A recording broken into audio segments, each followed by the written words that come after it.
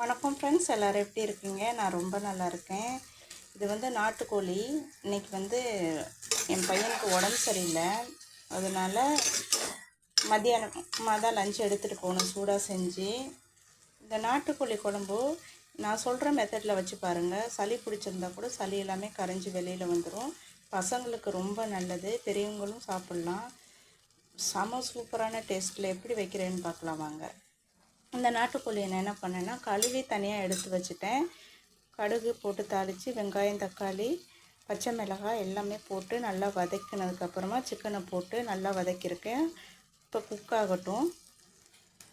அதுக்கு அப்புறமா ஒரு கடாயை எடுத்துட்டு அதில் வந்து சின்ன வெங்காயம், தோலோட பூண்டு, ஒரு தக்காளி, ஒரு காஞ்ச மிளகாய், கொஞ்சம் மிளகு, கொஞ்சம் ஜீரகம் எல்லாமே போட்டு நல்லா வதக்கி வச்சுருக்கேன். இதை வந்து நல்லா மிக்ஸி ஜாரில் நல்லா கிரைண்ட் பண்ணி குழம்பு கொதித்ததுக்கப்புறமா லாஸ்ட்டாக வந்து இதை சேர்த்து இறக்கணும். உங்களுக்கு வந்து இது வரைக்கும் நீங்கள் ஃபாலோ பண்ணாத சூப்பரான ஒரு ட்ரிப்ஸ் சொல்கிறேன், கேளுங்க என்னென்ன.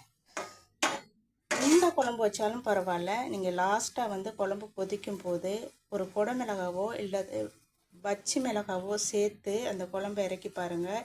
அந்த குழம்போட டேஸ்ட்டும் வாசனையும் வேறு லெவலில் இருக்கும். நீங்களும் உங்கள் வீட்டில் குழம்பு வச்சு இந்த மாதிரி பச்சை மிளகாய் இல்லாது குடமிளகாய் சேர்த்து இறக்கி பாருங்கள், வேறு லெவல் டேஸ்ட்டாக இருக்கும். இப்போ வந்து நான் சுட சுட நாட்டுக்கோழி குழம்பு வச்சு சூடாக சாதம் வடிச்சிட்டேன். கொண்டு போயிட்டு பசங்களுக்கு ஸ்கூலில் கொடுத்துட்டு வர போகிறேன். உங்கள் வீட்டில் இன்றைக்கி என்ன சமையலாம் மறக்காமல் சொல்லுங்கள். நான் சொன்ன மெத்தடில் நீங்கள் ஒரு முறை வச்சு பாருங்கள், உங்களுக்கு ரொம்ப பிடிக்கும். குழம்பு வேறு லெவல் டேஸ்ட்டில் இருக்கும். ஓகே ஃப்ரெண்ட்ஸ், வீடியோ பிடிச்சிருந்தால் மறக்காமல் லைக் பண்ணுங்கள், சப்போர்ட் பண்ணுங்கள். தேங்க்யூ, பாய் பாய்.